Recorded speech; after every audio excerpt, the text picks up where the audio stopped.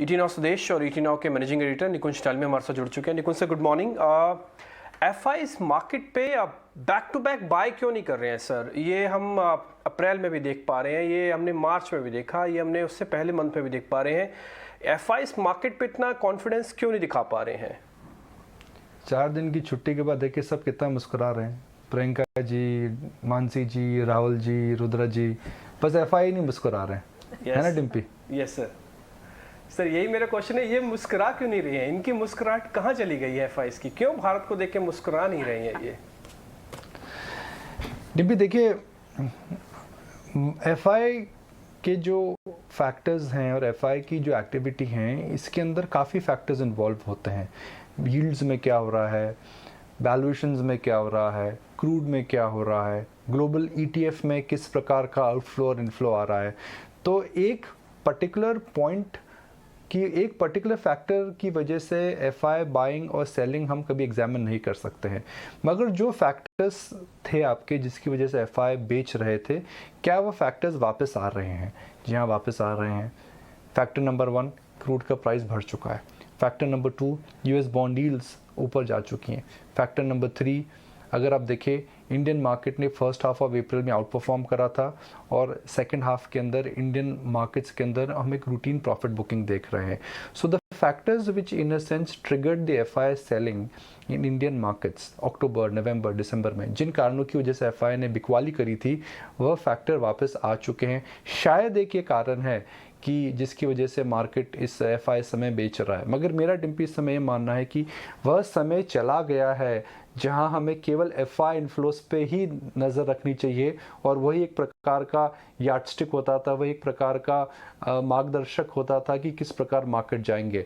मैं हमारे दर्शकों को दोबारा याद दिलाना चाहूँगा कि एफआई ने अक्टूबर से सितंबर से फरवरी के महीने में करीब करीब 14 से 15 बिलियन डॉलर की सेलिंग करी है और वो सारी की सारी सेलिंग भारतीय शेयर बाज़ार courtesy domestic investors and HI investors absorb कर चुका है।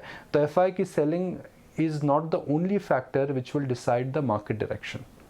तो क्लियरली एफआईआईज की सेलिंग या बाइंग आप समय जा चुका है जबकि एक डिसाइडिंग फैक्टर पैरामीटर होती थी बाजार की दिशा समझने में। गुड मॉर्निंग निकुंज, संकेत कैसे यहाँ पर बाजार के लिए आज आप देख रहे हैं? एक लंबी छुट्टी के बाद हम बाजार खुलते हुए देखेंगे और सेंटिमेंट्स ट्रेडर स्क्रीन में भी हम देख रहे थे, ऑल इन ऑल देख रहे थे विदेशी बाजार से कमजोरी है, एफआईआईज की सेलिंग है। भारतीय बाजार के लिए सेटअप आपके हिसाब से आज कैसा होगा?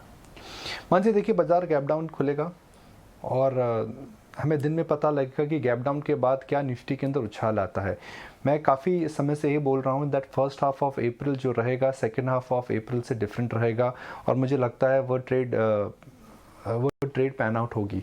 अगर आप देखें तो नैस्डैक भी नीचे है, एसजीएक्स भी नीचे है और गैप डाउन स्टार्ट के बाद मुझे नहीं लगता है कि आज मार्केट के अंदर ज़बरदस्त फॉलो बाइंग देखने को मिलेगी। तो क्या शेयर बाज़ार, क्या निफ्टी इस समय एक नियर टर्म टॉप बना चुका है? क्योंकि आने वाले दिनों में नतीजे आने वाले हैं। इस समय ओल्ड इकॉनमी कंपनियों के नतीजे आएंगे, बड़ी मैन्युफैक्चरिंग कंपनियों के नतीजे आएंगे जिनको कमोडिटी की मार, हाई इनपुट प्राइसेस की मार जरूर पड़ेगी। तो हालांकि द फर्स्ट लेग के अंदर नतीजे अच्छे आए हैं। हमने इन्फोसिस से जो सुना, हमने एचडीएफसी बैंक से जो सुना, नतीजे इतने ख़राब नहीं थे। मगर क्या आने वाले नतीजे एकदम शानदार आएंगे जिसको आप देख करके बोल सकते हैं कि मार्केट में री रेटिंग हो सकती है? मुझे नहीं लगता है। तो मेरा मानना है कि आज के गैप डाउन स्टार्ट के बाद मार्केट थोड़ा थम सकता है। इस समय थोड़ा केयरफुल रहिए बिकॉज यूएस मार्केट भी इस समय रिवर्स हो चुके हैं, एफआई की सेलिंग भी चल रही है और क्रूड के दाम फिर $110 के ऊपर है। राइट, मॉर्निंग निकुंज, हमें आपकी बात वो भी याद है जो आपने अप्रैल के स्टार्ट में ही कहा था, शायद second half of the April tough हो सकता है और बाजार वहां से नीचे की डायरेक्शन ले सकता है। तो क्या ऐसे में हमें इन्फ्लेशन प्रूफ स्टॉक्स या इन्फ्लेशन प्रूफ पोर्टफोलियो बनाने पर जोर देना चाहिए, यानी उन स्पेस में भी जिनमें हाई डिविडेंड यील्ड हो, या बहुत सिलेक्टिव होकर यहाँ पर ट्रेड करना चाहिए? जी, मेरी राय यह है कि इस समय शेयर बाजार में 2-3 दिन दूर रहिए। शेयर बाज़ार को एडजस्ट होने दीजिए। 4 दिन की छुट्टी के बाद हम वापस आ रहे हैं। हो सकता है कि थोड़ा गैप डाउन के बाद थोड़ा समय लगे शेयर बाज़ार को थमने के लिए। तो अगर आप एक ट्रेडर हैं तो इस समय जल्दी मत करिए, मार्केट को सेटल होने दीजिए। सेक्टर की बात करते हैं। देखिए, अंबुजा में बड़ी खबर है क्योंकि अंबुजा ने एक प्रकार का स्पष्टीकरण करा है, हुलसिम ने एक प्रकार का स्पष्टीकरण करा है कि वह एक प्रकार का डायलॉग इनिशिएट कर चुके हैं अपनी स्टेक बेचने का। अब ये जो डायलॉग है, क्या एक डील होगी या नहीं होगी, ये तो समय ही बताएगा। मगर शेयर बाजार में जो एक बस चल रही थी, जो रूमर चल रहा था कि अंबुजा में हुलसिम अपनी स्टेक बेचेगा, तो अब उस बात की इंडोर्समेंट जरूर आई है कि उनको स्टेक बेचने की इच्छा जरूर है। इसका इम्प्लीकेशन क्या आएगा? देखिए जी, इतनी बड़ी जो डील्स होती हैं ये once in a lifetime deal होती हैं, और जब once in a lifetime deal होती हैं तो इसके अंदर अक्सर प्रीमियम पे डील होती हैं। इतनी बड़ी डील केवल 2 या 3 बड़े ग्रुप्स ही हिंदुस्तान में कर सकते हैं। जो नाम आ रहे हैं, वडानी ग्रुप का नाम आ रहा है, इसके अंदर श्री सीमेंट का नाम आ रहा है और JSW सीमेंट का नाम आ रहा है। तो हमारे दर्शकों को इस डील पे कैसे नज़र रखनी चाहिए? एक तो डील प्रोग्रेस, अंबुजा का स्टॉक ऑलरेडी बढ़ चुका है और डील के बाद हो सकता है इस बयान के बाद हो सकता है 2-3-4% का उछाल उसमें और आ जाए। मगर अगर डील हो जाती है और डील प्रीमियम पर होगी तो मुझे लगता है दैट पूरा का पूरा cement sector, specially small cement companies, उनमें ज़बरदस्त री रेटिंग हो सकती है। भले इंडिया सीमेंट हो, JK सीमेंट हो, डालमिया सीमेंट हो। तो मुझे लगता है अगर ये डील अगर होती है तो इसकी वजह से पूरा का पूरा सीमेंट सेक्टर एक प्रकार से री रेट हो जाएगा। निकुंज जी, एक लास्ट क्वेश्चन टाटा पावर पे भी आपसे पता करना चाहते हैं, जो रिन्यूएबल बिजनेस के अंदर अब इन्वेस्टमेंट करना चाह रहे हैं, 4000 करोड़ रुपया डालेंगे, ब्लैक रॉक के साथ कंसोर्शियम है। एक बार इस पे भी आपका टेक चाहिए।